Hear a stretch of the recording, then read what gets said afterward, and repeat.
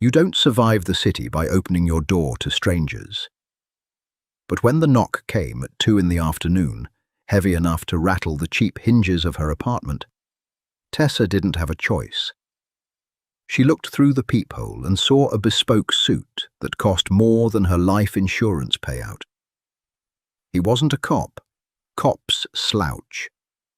This man stood like he owned the concrete he walked on. She took a breath and unslid the chain. The clock on the dashboard of Tessa's Honda Civic read 3:14 a.m. The numbers flickered, a symptom of a dying alternator she couldn't afford to replace. Rain lashed against the windshield in violent sheets, the worn wiper blades smearing the water rather than clearing it. Tessa was numb. A 12-hour shift at St. Jude's emergency room had drained whatever reserves of empathy she had left. She smelled of cheap institutional coffee, iodine, and the faint, metallic tang of blood that never quite washed out of her scrubs. She just wanted her bed. She wanted the heavy, dreamless sleep of the overworked and underpaid. She took the turn onto Oak Haven Avenue, a desolate stretch of road that bordered the industrial district. The streetlights here were mostly shot out, leaving only the headlights to cut through the gloom. That was when she saw him. It was just a shape at first. A small silhouette huddled beneath the rusted awning of a defunct bus stop. Tessa's foot tapped the brake pedal instinctively, her tires hissing on the wet asphalt. She squinted through the smeared glass. It was a kid. He couldn't have been older than 7 or 8.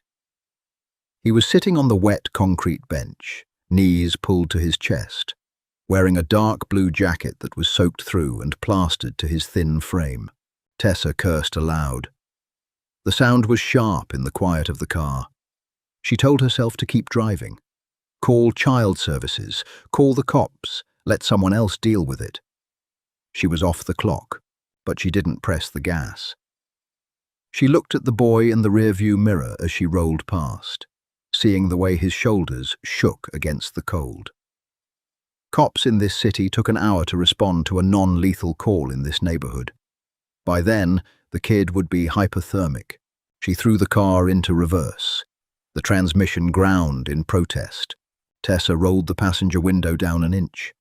The freezing rain immediately spat into the cabin. "Hey!" she called out. The boy didn't flinch. He slowly turned his head. In the dim glow of the dashboard lights, his face was pale, almost translucent. His dark hair was plastered to his forehead. But it was his eyes that made Tessa's breath hitch. They weren't the eyes of a lost, panicked child. They were flat, calm, utterly empty of fear. "Where are your parents?" Tessa asked, projecting her nurse voice over the storm. Firm, but safe. The boy stared at her. He didn't speak. "You can't stay out here," Tessa said, unlocking the passenger door. "Get in, I'll turn the heater up." For a long moment, the boy calculated. He looked up the empty street, then back to the idling car. Without a word, he slid off the bench, walked to the car, and opened the door. He climbed into the passenger seat, bringing the smell of wet wool and freezing rain with him. He shut the door softly. Most kids slammed it. He didn't. "I'm Tessa," she said, cranking the heat dial. The vents groaned, blowing lukewarm air. "What's your name?" "Leo," he said. His voice was remarkably steady. No trembling. "Okay, Leo. Do you know your address, or a phone number? I can take you to the precinct. They can call—" "No police," Leo said. It wasn't a childish plea. It was a directive. "Take me to 400 Crestview Drive." Tessa paused, her hand hovering over the gear shift. Crestview Drive. It was a private road up in the northern hills, a gated community where the houses looked like fortresses and the property taxes cost more than St. Jude's annual operating budget. It was a 40-minute drive in the wrong direction. "Leo, that's really far. How did you get all the way down here?" Leo looked straight ahead through the rain-streaked windshield. I walked. Tessa looked down. The boy was missing a shoe. His left foot was clad only in a muddy, soaked sock. The realization hit her with a dull thud. He had walked miles in this storm.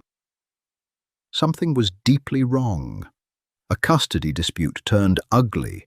Abuse. I have to report this, Leo, Tessa said softly. You're freezing and you're missing a shoe. Someone is going to be looking for you. Leo finally turned to look at her. My father is looking for me. If you take me to the police, the men who left me here will find me first. Take me to Crestview, please. A cold prickle travelled down Tessa's spine. The rational part of her brain, the part that kept her alive and employed, screamed at her to drive straight to the nearest precinct, drag the kid inside, and walk away. But looking at the bruised, soaked child beside her, the nurse in her overruled the cynic. Seatbelt, Tessa muttered, shifting into drive. The drive was agonizingly silent. Tessa focused on the treacherous roads, hydroplaning twice on the flooded highway. Leo didn't sleep. He sat rigidly upright, his dark eyes scanning the side mirrors, watching the headlights of the few cars that passed them. He was hyper-vigilant. When they finally reached the northern hills, the city's grit gave way to manicured lawns and towering oak trees. The road wound sharply upward, ending at a massive set of wrought iron gates flanked by stone pillars. A security camera with a glowing red lens swiveled toward her Honda as she pulled up. Before Tessa could roll down her window to speak to the intercom, the heavy metal gates began to part, gliding open silently. Stop here, Leo said. Tessa hit the brakes. I'm not leaving you at the gate, Leo. Let me drive you up to the door. No. Leo unbuckled his seatbelt. You shouldn't come inside. It's better if they don't see your car. He opened the door. The rain had slowed to a drizzle, but the wind was biting. He stepped out onto the pristine driveway, his one bare foot hitting the wet stone. Before closing the door, he looked back at her. Thank you, Tessa. Wait, she said, reaching into her scrub pocket. She pulled out a foil-wrapped granola bar, her dinner, and tossed it to him. He caught it with one hand. Then he shut the door and walked past the gates, swallowed by the shadows of the massive estate beyond. Tessa watched until the gates clicked shut. She threw the car into reverse and drove home, shivering in the damp chill of the cabin. She told herself she did a good deed. She told herself the kid was safe now. She told herself she would forget about it by morning. She was wrong about all of it. Tessa woke to the sound of violence against wood. It was a heavy, rhythmic thudding. It didn't sound like Mrs. Gable from next door complaining about the plumbing. It sounded like someone trying to break the door off its frame. She jolted upright, instantly tangled in her cheap, thin sheets. The digital clock by her bed read 2:10 p.m. She'd managed barely 5 hours of sleep. Her head throbbed, a dull ache behind her eyes. The knocking came again. 3 sharp, deliberate strikes. Tessa slid out of bed, grabbing the heavy metal flashlight she kept on the nightstand. She padded quietly across the scuffed linoleum of her living room, clutching the flashlight like a club. Her apartment was small, cramped, smelling faintly of old books and dust. She pressed her eye to the peephole. Her breath stopped. There were 2 men in the narrow, dingy hallway of her complex. The man standing slightly behind was built like a cinder block, his neck thick, his eyes scanning the corridor. But it was the man at the front who commanded all the oxygen. He was tall, dressed in a dark, impeccably tailored suit that looked entirely alien against the peeling yellow wallpaper of the hallway. His face was sharp, angular, and violently handsome in a way that offered no comfort. His eyes were dark, shadowed, fixed directly on the peephole, as if he could see right through the glass and into her skull. Tessa's grip on the flashlight tightened. She knew the faces of gangbangers, junkies, and corner boys. She stitched them up every weekend. This man was none of those. He was the apex predator they all reported to. He didn't knock again. He simply waited. He knew she was there. Slowly, her hands trembling just a fraction, Tessa unlocked the deadbolt and unslid the chain. She opened the door 3 inches, keeping her foot wedged firmly behind it. "Oh, can I help you?" she asked, her voice raspier from sleep than she intended. The man looked at her. He took in her oversized t-shirt, her messy hair, the white-knuckle grip on the doorframe, and the heavy flashlight partially hidden behind her leg. His expression didn't change. It was a mask of cold stone. "Tessa Hayes," he said. It wasn't a question. His voice was a low, resonant baritone that vibrated in her chest. "Who's asking?" she shot back. "My name is Victor Costa," he said. The name meant nothing to her, and the slight flicker of irritation in the cinder-block man's eyes told her it probably should have. "Okay, Victor, what do you want?" Victor didn't push the door. He didn't try to intimidate her physically. His mere presence did the heavy lifting. At 3:30 this morning, a silver Honda Civic registered in your name pulled up to the gates of my home. My son stepped out of it. Tessa froze. Leo. The adrenaline spiked, hot and fast in her veins. "Is he okay?" she blurted out, the nurse in her overriding the instinct to lie and play dumb. For a fraction of a second, the cold mask cracked. A muscle feathered in Victor Costa's jaw. The momentary flash of raw, paternal vulnerability was jarring, before it was instantly buried under ice again. "He is well," Victor said quietly. He had a fractured rib, minor contusions, and mild hypothermia. The physician has tended to him. "Good," Tessa breathed, her shoulders dropping a fraction. "That's good." "Why didn't you call the police?" The question was sharp, accusatory. Tessa narrowed her eyes, her defensive walls slamming back up. "He asked me not to. He said the men who left him there would find him first." She stared Victor down, refusing to be cowed in her own doorway. "Given the neighborhood I found him in, and given that you're standing here instead of a detective, I'm guessing he was right." Silence stretched between them. The larger man shifted his weight, his leather jacket creaking. Victor raised a hand, a microscopic gesture that froze his man instantly. "You took a significant risk," Victor said, his dark eyes cataloguing the peeling paint of her apartment, the cheap locks. "My son was taken from a vehicle 3 blocks from where you found him. The men who took him are dead, but my son managed to slip away during the altercation. He walked for 3 hours in the storm. Had you not stopped, he would not have made it through the night." "So you're here to say thank you?" Tessa asked, her tone dry. "You're welcome. Now, if you don't mind, I have another shift in 6 hours and I'd like to sleep." She moved to close the door. Victor placed a hand flat against the wood. He didn't shove it, but the immovable weight of him stopped the door dead. Tessa glared at the hand, then up at his face. "I do not leave debts unpaid, Miss Hayes," Victor said. His voice was quieter now, dropping to a register that felt incredibly dangerous. "You saved my blood. That requires compensation." He reached into the breast pocket of his jacket. Tessa tensed, her grip tightening on the flashlight, but he only withdrew a pristine white envelope. He held it out through the crack in the door. It was thick. Tessa looked at the envelope, then at Victor. A bitter laugh escaped her throat. "No," Victor's hand remained steady.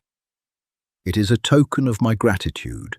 It will cover a new car, a better apartment in a safer district. Take it." "I don't want your money," Tessa said flatly. "I didn't pick up a kid in the rain for a payout, and I definitely don't want money from a man who sends armed guards to drop off a thank you note. Keep it." Victor tilted his head, studying her as if she were a puzzle he hadn't anticipated solving today. "Pride is a luxury in this city, Miss Hayes. Are you sure you can afford it?" "I can afford to sleep with a clear conscience," she snapped. She pushed against the door again. "We're done here. I'm glad Leo is safe. Don't come back." Victor stared at her for a long, heavy moment. He slowly withdrew his hand from the door. He didn't look angry. If anything, there was a dark gleam of genuine interest in his eyes. He reached into a different pocket and pulled out a small, matte black card with nothing but a phone number embossed on it in silver. He wedged it into the seam of her doorframe. "When you realize that your conscience does not pay your rent or protect you from the dark, call that number," Victor said. He turned and walked down the hallway, his heavy footsteps echoing on the scuffed floorboards. The bodyguard threw Tessa a long, hard look before following. Tessa locked the door, slid the chain, and backed away. She stared at the black card wedged in the doorframe. She didn't touch it. She went back to bed, but the sleep she desperately needed never came. The emergency room at St. Jude's was a war zone on Friday nights. Tessa moved through the chaos with practiced detachment. She checked a laceration in bed 4, administered a heavy dose of Narcan in bed 7, and dodged a projectile vomiting drunk in the hallway. The fluorescent lights buzzed overhead, casting a sickly, pale yellow hue over the misery. It was 11:30 p.m. She hadn't stopped moving since her shift began. She stood at the nurse's station, charting notes with a cheap ballpoint pen, her mind aggressively trying to stay focused on the mundane. She had left the black card exactly where Victor Costa put it, wedged in the doorframe. She wanted nothing to do with it. She wanted to pretend the knock had never happened. "Hayes," barked Dr. Orris, a grizzled trauma surgeon who looked like he slept in his scrubs. "Gunshot incoming. 10 minutes out. East Side gang dispute, looks like. Get Trauma Bay 1 ready." "On it," Tessa said, dropping her pen. 10 minutes later, the double doors blew open. Paramedics rushed in, wheeling a gurney carrying a young man whose chest was heavily bandaged, bright crimson soaking through the gauze. The smell of copper and unwashed sweat hit the air. 22-year-old male, 2 GSWs to the upper right quadrant, the paramedic shouted over the din. "BP is dropping, 80/50. Lost a lot of blood in the alley." Tessa fell into rhythm, moving to the side of the gurney, ready with the IV lines. As they transferred the patient to the trauma bed, the doors blew open again. 3 men stormed in. They weren't paramedics. They wore baggy clothes, bandanas, and the wild, panicked eyes of men running on adrenaline and meth. The leader, a wiry guy with a neck tattoo of a scorpion, shoved a security guard against the wall. "Where is he? Where's Marcus?" the guy screamed, looking around the ER. He spotted the bloody gurney in Trauma Bay 1. "That's him. Let me through." "Sir, you cannot be back here," Dr. Aris commanded, stepping in front of the bay. The wiry man didn't hesitate. He pulled a heavy black handgun from his waistband and pointed it directly at Dr. Aris's chest. "Step the hell aside, Doc. He owes us." The ER went dead silent. The screaming drunk stopped. The crying child hushed. The only sound was the rhythmic, frantic beeping of the heart monitor attached to the dying man on the table. Tessa froze, her hands gripping a bag of saline. She looked at the gun. Her heart hammered against her ribs, loud and painful. The gunman took a step forward. "I said move." Tessa calculated the distance. She was out of the line of fire, but Ares was dead center. There were no cops in the lobby. They had been called out to a riot down the street. Before Ares could move, before the gunman could pull the trigger, the electronic doors to the ER slid open with a soft, mundane whoosh. 2 men walked in. They weren't wearing baggy clothes. They wore dark, tailored suits. One was the cinderblock man from Tessa's hallway. The other was slightly taller, his jacket unbuttoned. They walked into the chaotic, terrified ER as if they were strolling through a park. The gunman spun around, raising his weapon. "Back the fuck up!" The cinderblock man didn't blink. He didn't even break stride. His hand moved with a terrifying fluid speed. He didn't draw a weapon. He simply reached out, grabbed the barrel of the gun, forced it upward, and drove the palm of his other hand into the gunman's nose with a sickening crack. The gunman dropped like a puppet with cut strings. The other two gang members froze. The second suit stepped forward, revealing a suppressed pistol tucked neatly against his side, shielded from the view of the waiting room by his body. He didn't point it.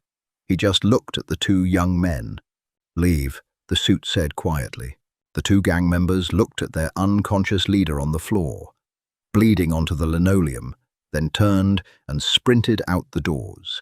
The cinderblock man casually kicked the dropped handgun under a row of chairs. He adjusted his cuffs, his eyes scanning the room. The terrified nurses and doctors stared in shock.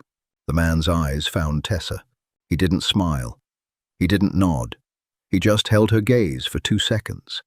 A clear, undeniable message. "We see you. We are watching." Then he reached down, hoisted the unconscious gunman by the scruff of his jacket, and dragged him out the sliding doors. The ER remained paralyzed for 5 long seconds before Dr. Ares snapped out of it. "Hayes, push the fluids now!" Tessa jolted, her hands shaking as she attached the saline bag to the IV. She went through the motions, assisting in stabilizing the gunshot victim, but her mind was miles away. She realized then what Victor Costa's visit truly meant. He hadn't come to just offer her money. He had come to claim her. By saving his son, she had stepped into his ecosystem. The black card in her doorframe wasn't an offer of help. It was a brand. When her shift ended at 7 a.m., Tessa walked out into the crisp morning air. The sun was rising, casting long shadows across the parking lot. She walked to her beat-up Honda. Sitting perfectly centered on her windshield, pinned under the wiper blade, was a single, flawless white rose. No note, no ribbon, just the flower. Tessa stood in the empty parking lot, staring at it. The cold reality washed over her, heavier than the exhaustion in her bones. She hadn't just given a lost kid a ride home. She had invited a ghost into her life. And ghosts, she knew, never left you alone. Tessa threw the white rose into the hospital parking lot garbage can. It landed softly on top of a discarded foam coffee cup and a pile of damp napkins. She drove home in silence, the heater barely fighting the morning chill. When she reached her apartment, she finally pulled the black card from the seam of her doorframe. She didn't call the number. She dropped it into the kitchen trash, right over a layer of eggshells and coffee grounds. She wanted her life back. She wanted the mundane, crushing exhaustion of double shifts and late rent. She didn't want white roses or silent men in tailored suits. For 3 days, the universe seemed to comply. St. Jude's was its usual brand of chaotic. Her Honda kept stalling at red lights, and her neighbors kept arguing through the thin walls. Normalcy settled over her like a heavy, suffocating but familiar blanket. Then Thursday arrived. It was her day off. Tessa was at the Spin and Dry on 4th Street, a depressing cinder-block building that smelled permanently of bleach and stale cigarette smoke. She sat on a cracked plastic chair, watching her scrubs tumble in the industrial dryer. The rhythmic thump-thump of the machine was the only sound in the empty room.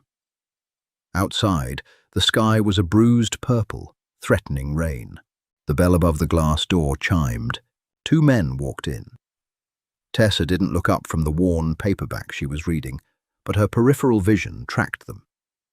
They weren't there to wash clothes. They didn't carry baskets or bags.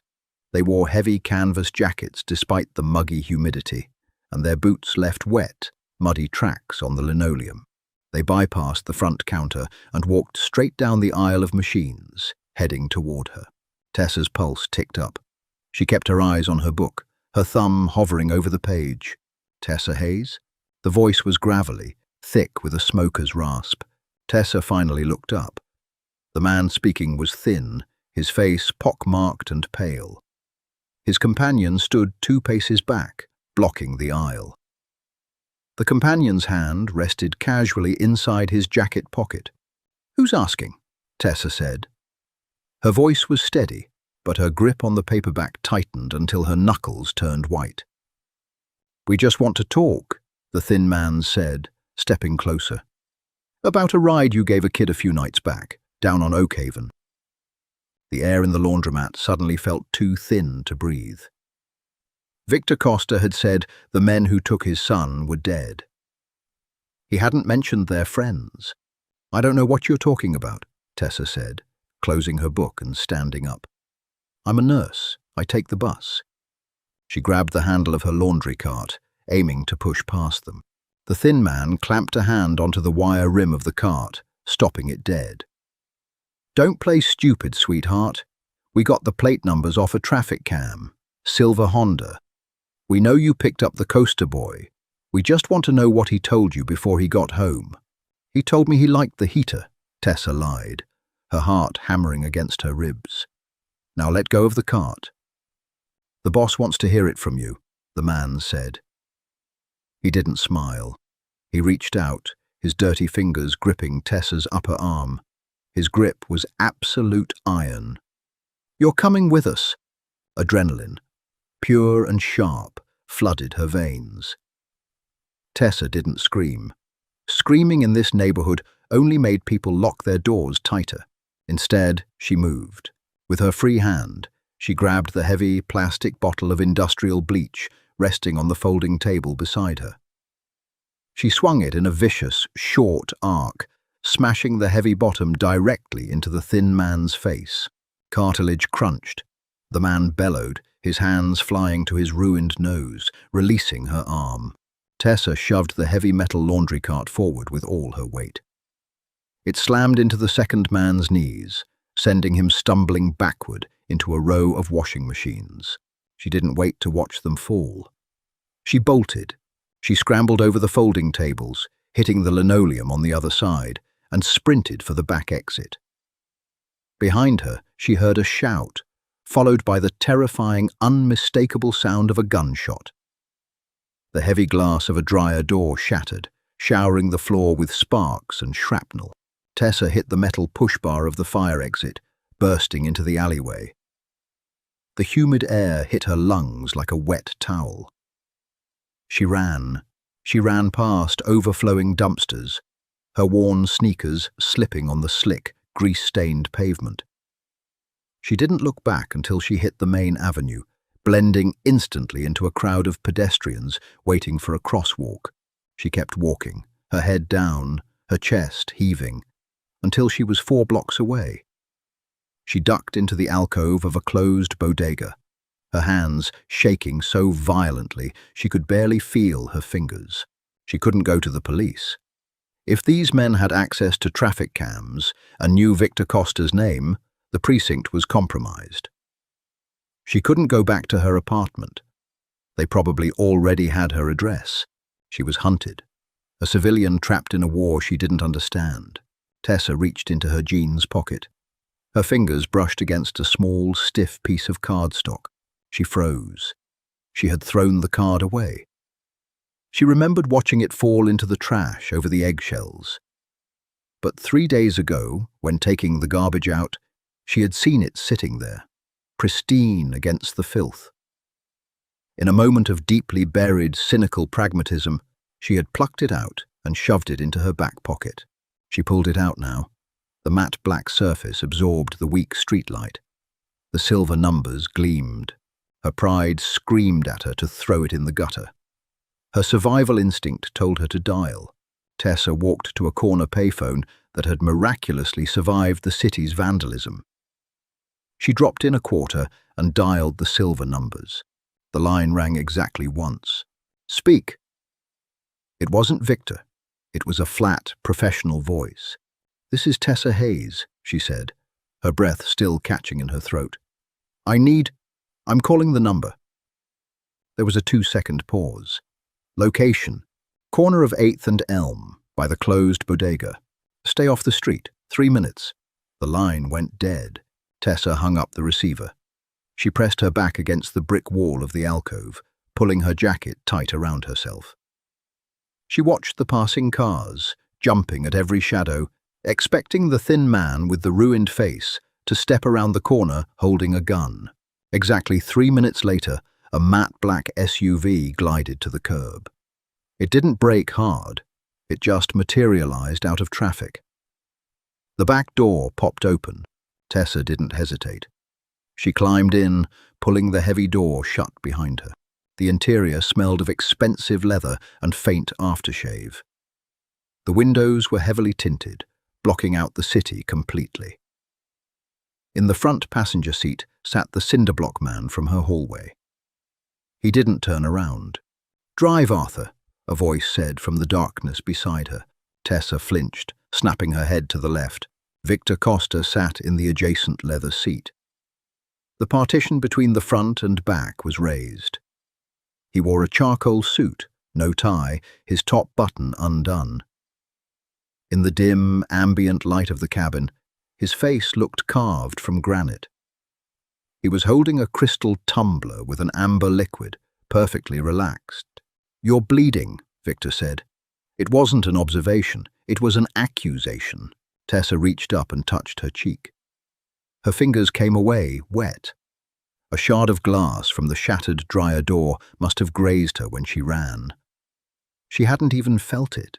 "I had a disagreement at the laundromat," Tessa said, her voice trembling despite her best efforts to sound tough.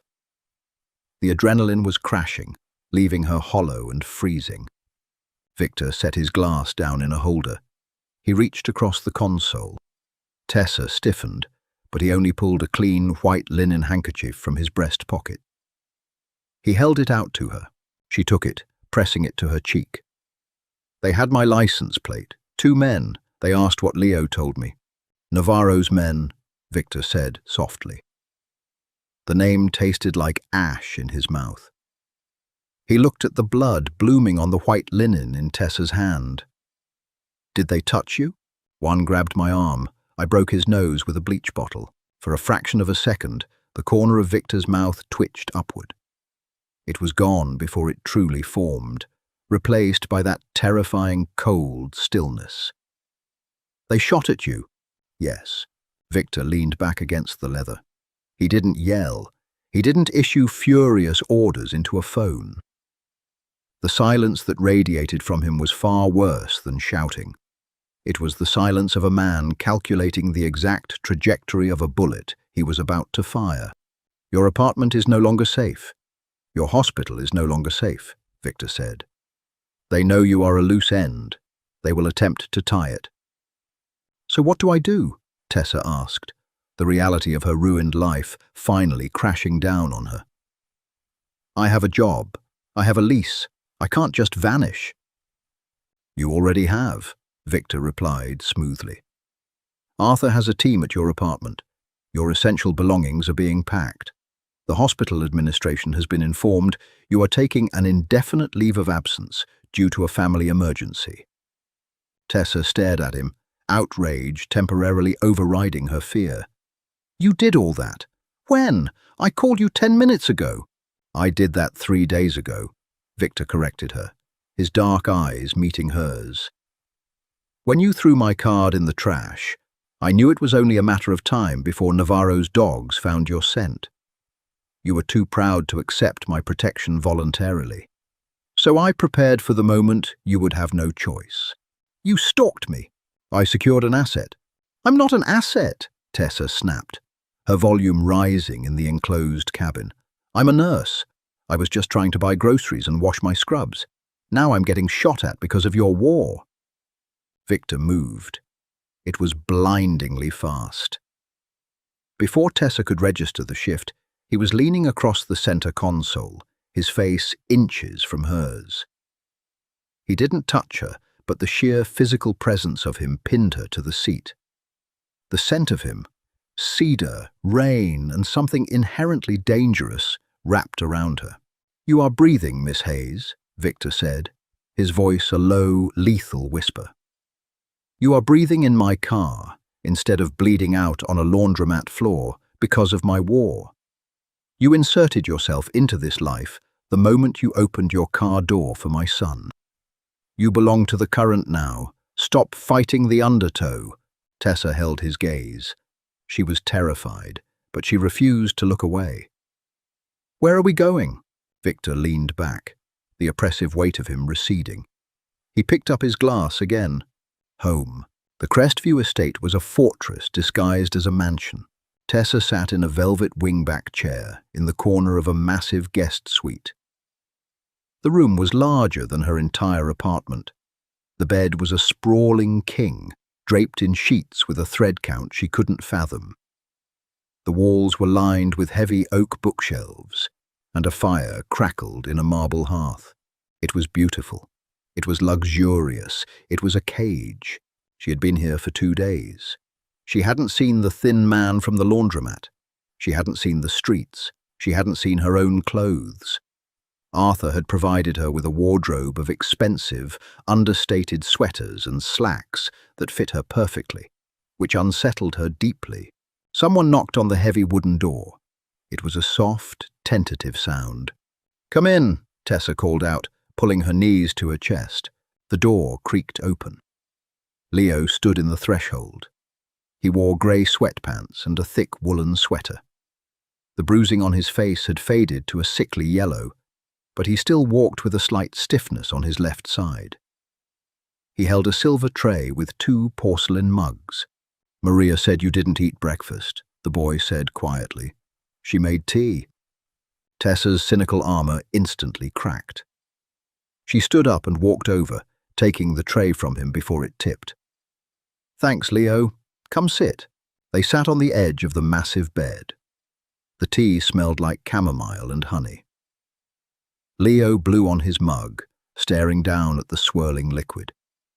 He looked smaller here, surrounded by the cavernous luxury of his father's house, than he had in the storm. "I'm sorry," Leo said to his teacup. "For what?" "For making you stop." Leo looked up, his dark eyes, so terrifyingly similar to his father's, meeting hers. "My father says Navarro's men shot at you because of me." Tessa sighed. She set her mug down and turned to the kid. "Leo, listen to me. Grown men making terrible choices shot at me. You are an 8-year-old boy who was walking in the freezing rain without a shoe. I stopped because it was the right thing to do. I don't regret picking you up. Even if you can't go home. A home is just a box you keep your stuff in," Tessa lied smoothly, offering him a small, reassuring smile. "I'll get a new box eventually." Leo studied her face for a long moment, evaluating the lie, before nodding slowly. He finished his tea in silence and slipped out of the room, leaving the door slightly ajar. 10 minutes later, the door pushed open completely. Victor walked in. He wasn't wearing a suit jacket today, just a dark button-down shirt with the sleeves rolled up to his forearms, revealing a network of faded, violent scars etched into his skin. He looked tired. It was the first time Tessa had seen him look anything less than invincible. He didn't ask for permission. He walked to the velvet chair she had abandoned and sat down, resting his elbows on his knees. "He likes you," Victor said, staring into the fireplace. "He's a kid. He likes anyone who doesn't treat him like a piece of collateral," Tessa shot back.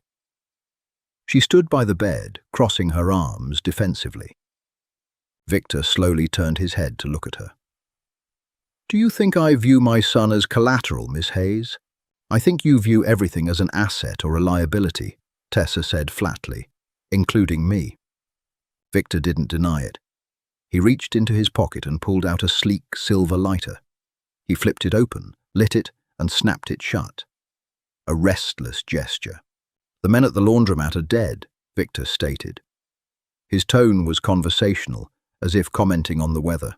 Tessa felt a cold drop in her stomach. She was a trauma nurse. She spent her life fighting tooth and nail to keep blood inside people's bodies. The casual admission of murder made the expensive tea she just drank curdle. "Don't tell me that," she whispered, looking away. "You need to know," Victor insisted. his voice dropping deeper, pulling her attention back to him. You need to know that the threat against you is being dismantled, piece by piece. By killing them, by removing them from the board. Tessa let out a bitter laugh. Right. Clean corporate language. Doesn't change what it is. You sit in this beautiful house, drinking scotch, while people bleed out in alleys and laundromats, and you pulled me right into the middle of it. Victor stood up. He closed the distance between them with slow, deliberate steps until he was standing just inches away from her. Tessa held her ground, tilting her chin up to meet his eyes. Do you think I enjoy this? Victor asked. The cold mask was slipping, revealing a volatile, simmering heat underneath. Do you think I want my son hunted in the streets? My father built this syndicate. I inherited a war. If I show weakness, my men die. If I hesitate, my son dies. He raised a hand, his knuckles lightly grazing the edge of the small white bandage on her cheek. The touch was startlingly gentle compared to the violence in his words. I keep my people breathing, Tessa. I do whatever it takes to ensure they wake up the next morning. You do the exact same thing in your hospital every night. You fight death with scalpels and gauze. I fight it with bullets. My methods are just less sterile. Tessa swallowed hard. Her heart was racing, but it wasn't purely from fear anymore. The proximity to him was suffocating, magnetic. She hated his logic. She hated that, in some twisted, cynical way, she understood it. I'm not one of your people, she said, her voice dropping to a whisper. Victor looked down at her, his dark eyes tracing the line of her jaw. His thumb brushed over her uninjured cheek, a possessive, heavy weight. You are now, he said. The hardest part about hiding was the silence. For a week, Tessa existed in a strange, suspended reality. The Crestview estate operated with the precision of a high-end hotel and the security of a military bunker. Meals appeared. Laundry vanished and returned perfectly folded. But the silence was deafening. There were no heart monitors beeping, no drunks screaming in the waiting room, no frantic pages over a loudspeaker. Tessa was a creature of chaos. The quiet was driving her insane. She spent her days pacing the expansive library or sitting in the kitchen with Maria, the older woman who ran the household. Maria didn't speak much English, and Tessa spoke zero Italian, but they communicated in the universal language of chopping vegetables and brewing coffee. Victor was a ghost. He left before dawn and returned long after Tessa retreated to her room. When she did see him, he was locked in his study with Arthur and other severe-looking men. Voices muffled behind heavy oak doors. On the 8th night, the silence finally broke. It was past 2 in the morning. Tessa was in the kitchen, nursing a glass of tap water, staring blindly at the sub-zero refrigerator. The back door of the estate, the reinforced steel one leading from the garage, slammed open with enough force to crack the drywall. Tessa spun around. Arthur stumbled through the threshold. He wasn't wearing his suit jacket. His white shirt was soaked in a bright, glossy crimson that was spreading rapidly across his right side. He was dragging another man, younger, barely 20, whose leg was wrapped in a crude, blood-soaked tourniquet made from a belt. Following them was Victor. His face was streaked with soot and rain, his eyes wild and feral. He carried a heavy rifle by the pistol grip. "Get him on the table," Victor barked, his voice raw. Arthur hoisted the younger man onto the massive marble kitchen island. The kid groaned, a wet, terrible sound, his skin the color of old ash. "Where is Dr. Aris?" Victor shouted to a guard in the hallway. 20 minutes out, boss. The storm washed out the lower canyon road. He doesn't have 20 minutes, Tessa said. Victor whipped his head toward her, seeming to realize for the first time she was in the room. He opened his mouth to order her away, to shield her from the gore, but Tessa was already moving. She didn't see mafia enforcers. She saw a trauma bay. The cynical, exhausted ER nurse clicked instantly into place. "Arthur, sit the hell down before you pass out," she commanded, pointing to a stool. She didn't wait to see if the cinderblock man obeyed. She stepped up to the kitchen island, shoving Victor out of the way with a firm hand against his chest. She looked at the younger man's leg. The belt was too loose, placed too low. Arterial blood was pulsing in weak, rhythmic spurts onto Maria's pristine cutting boards. "Hold him down," Tessa snapped at Victor. Victor hesitated for a fraction of a second. "Hold him down," she roared, her voice carrying the absolute authority of a woman who wrestled death for a living. Victor stepped forward, pinning the thrashing young man by the shoulders. Tessa grabbed a handful of clean dish towels from a drawer. She ripped the makeshift tourniquet off. The kid screamed as the blood flow surged. Tessa drove the heel of her hand directly into the femoral artery, pressing down with every ounce of her body weight. "I need a real tourniquet, or a thicker belt, and a stiff spoon, now." She didn't look up.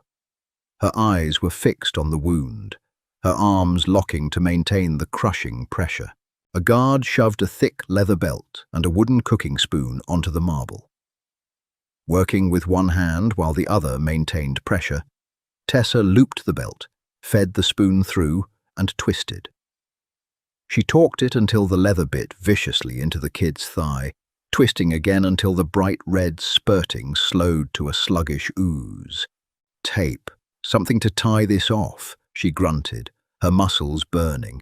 Victor ripped off his own tie, heavy silk, and wrapped it around the spoon, securing it to the boy's leg so the tourniquet wouldn't unwind. Tessa finally exhaled, her shoulders dropping. She checked the kid's pulse at his neck. It was thready, racing, but it was there.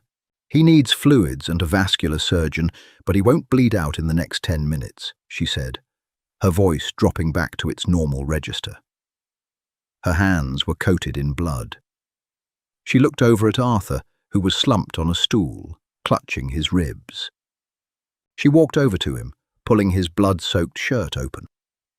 The bullet had grazed his side, a deep, ugly groove in the meat, but it hadn't hit organs. "You'll live," she told Arthur. "Keep pressure on it."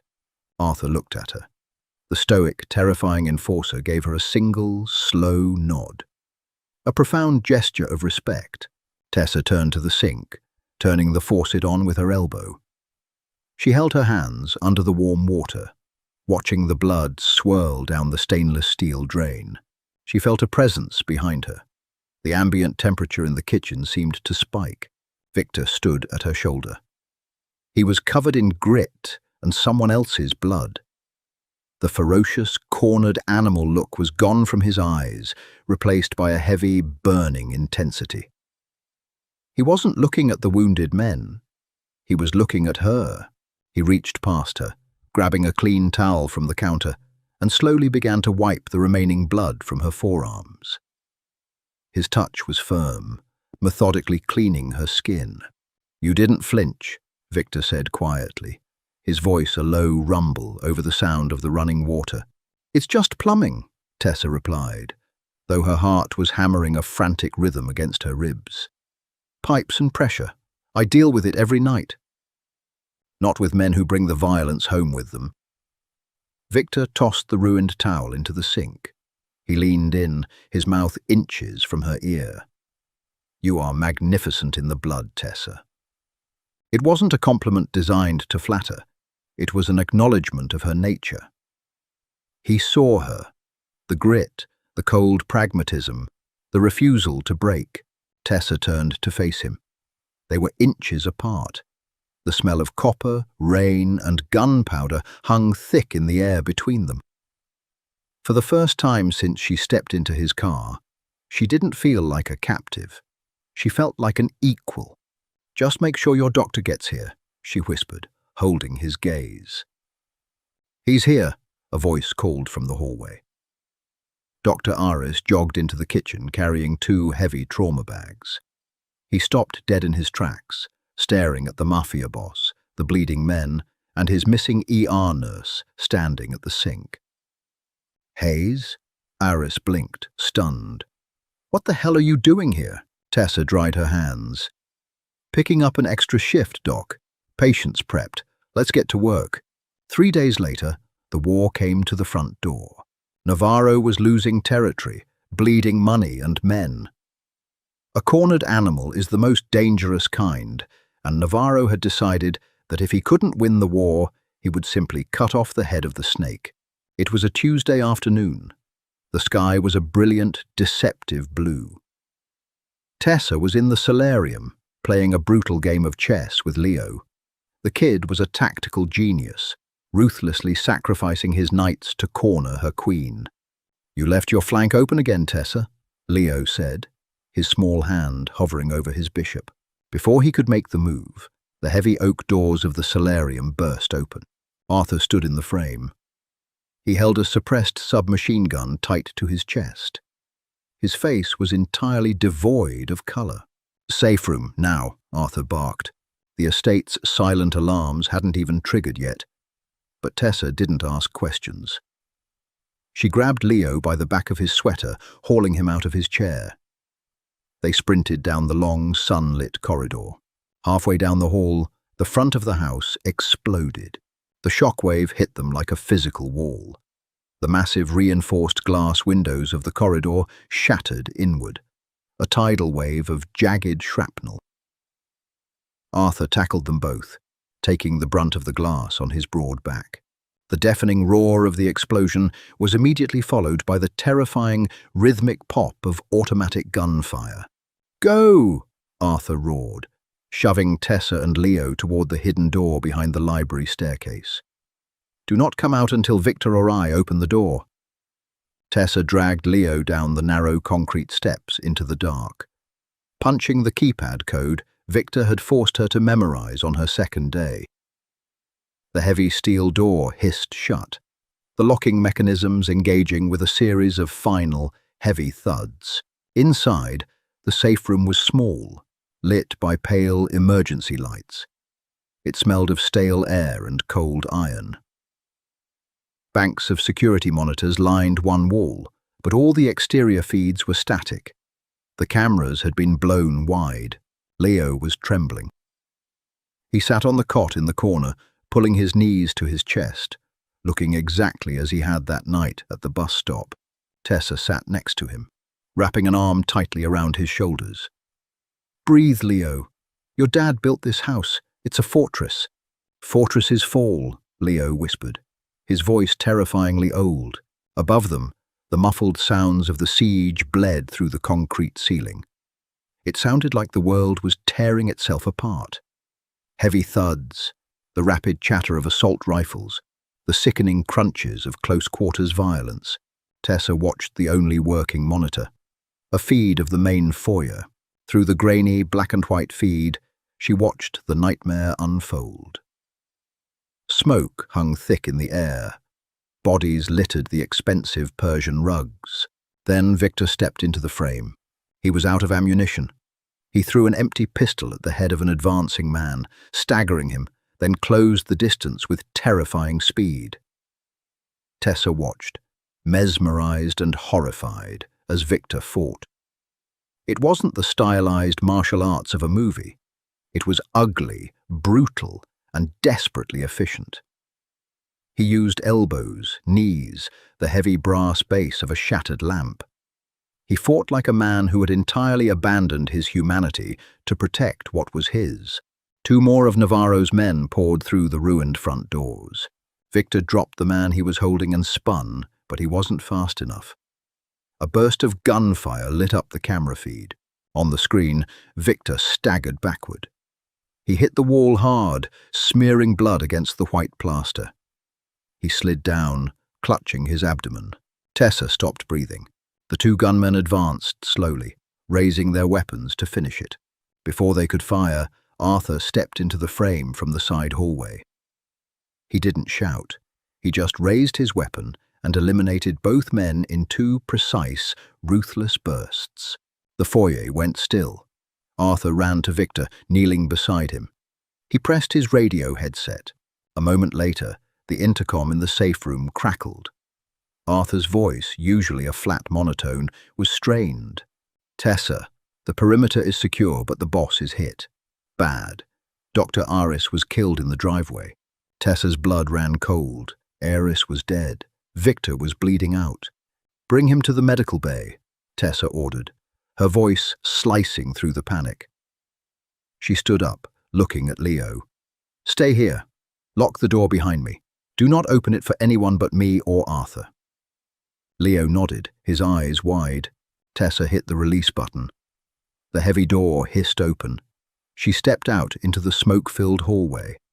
The smell was unimaginable: cordite, plaster dust, and the heavy, sweet stench of ruptured organs.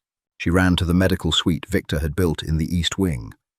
A minute later, Arthur kicked the double doors open. He was carrying Victor fireman style over his shoulder.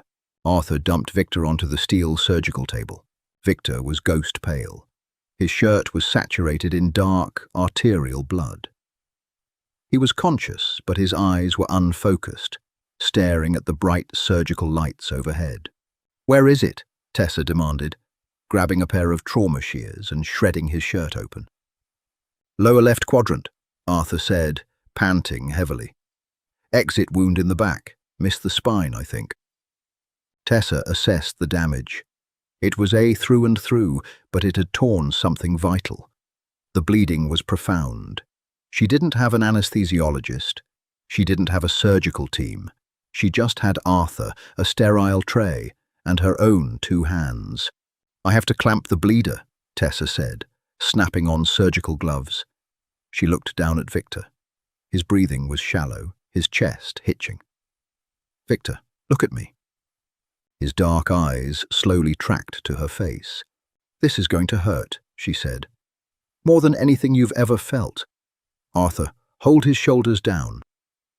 Victor didn't argue. He reached out with a trembling hand, grabbing the steel rail of the surgical table. His knuckles went white. "Do it!" Tessa poured a bottle of iodine directly over the open wound. Victor's entire body went rigid, a guttural snarl tearing from his throat, but Arthur held him pinned. Tessa took a deep breath, grabbed a surgical retractor and a pair of hemostats, and plunged her hands into the ruined flesh of the man who had turned her life upside down. The war ended silently, somewhere between 3 and 4 in the morning. While Tessa was fighting to keep Victor's blood inside his veins, Arthur had dispatched the remaining lieutenants to Navarro's compound. Without their boss, who had died bleeding on Victor's foyer rug, Navarro's syndicate fractured and surrendered before the sun came up. Tessa sat in a plastic chair in the corner of the medical bay. Her scrubs, she had changed into a fresh pair hours ago, were stiff with dried blood. Her muscles ached with a deep, vibrating exhaustion. On the steel bed, Victor was asleep. He was hooked up to 2 IV bags and a heart monitor that beeped with a steady, reassuring rhythm. He looked terrible, pale, hollowed out, the shadows under his eyes looking like bruises. But he was breathing. The clamps had held. The sutures were clean. She had pulled him back from the edge. Tessa stared at her hands. They had stopped shaking an hour ago. She heard a soft rustle of sheets. She looked up. Victor's eyes were open. They were heavy with painkillers, but the sharp, piercing intelligence was still there. He turned his head slowly to look at her. "You're still here," he rasped, his voice barely more than a dry whisper. "Don't flatter yourself. The roads are closed," Tessa replied, leaning back in her chair. A faint ghost of a smile touched his lips.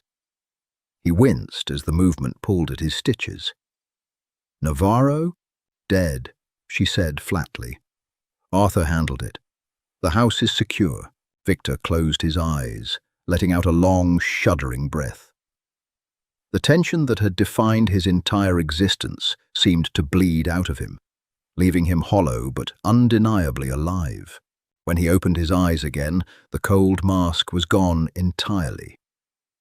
He looked at Tessa not as a boss, not as a warlord, but as a man who had been stripped down to his marrow. "In the top drawer of the desk in my study," Victor said slowly, "there is a manila envelope. Arthur has the key." Tessa frowned. "I'm not doing paperwork right now, Victor. Listen to me." He shifted, gritting his teeth against the pain. Inside the envelope is a passport, a clean social security number, a deed to a house in a quiet, boring suburb in Oregon, and enough money to ensure you never have to work a double shift again. Tessa froze. The words hung in the sterile air of the medical bay. "The war is over," Victor continued, his voice heavy. "The men who saw your face are dead. You are no longer a target. You don't have to live in a cage anymore, Tessa. You saved my son. You saved me. Your debt is paid tenfold. You are free to go." He broke eye contact, staring up at the surgical lights. "Arthur will drive you to the airport in the morning." Tessa sat perfectly still. She imagined the house in Oregon. Pine trees, quiet streets, a normal job at a normal clinic, where the worst trauma was a broken arm from a bicycle fall. She imagined a life where she didn't flinch at loud noises, where she didn't have to check her rearview mirror, where she didn't have to wash the scent of gunpowder out of her hair. It was everything she had wanted when she was dodging bullets in the laundromat alley. It was safe, it was clean, and it sounded like a graveyard. She looked at the man on the table. She remembered the way he had fought in the foyer, the terrifying, absolute devotion to protecting his own. She remembered the gentle way he had wiped the blood from her arms in the kitchen. She had seen the darkest, bloodiest parts of this world, and she had discovered a terrifying truth. She didn't break under the pressure. She thrived in it. The sterile, normal life was a lie. This room, smelling of iodine and iron, was the truth. Tessa stood up. She walked over to the bed, the rubber soles of her shoes squeaking softly on the tile. She stood over him. Victor looked back at her, his jaw tight, bracing himself for her departure. Tessa reached into her pocket. She pulled out the matte black card with the silver numbers. It was bent at the corners, worn from being shoved into her jeans.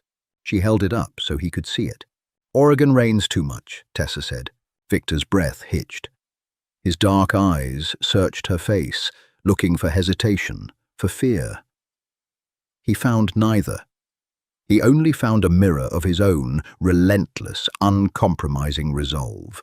With deliberate slowness, Tessa leaned down.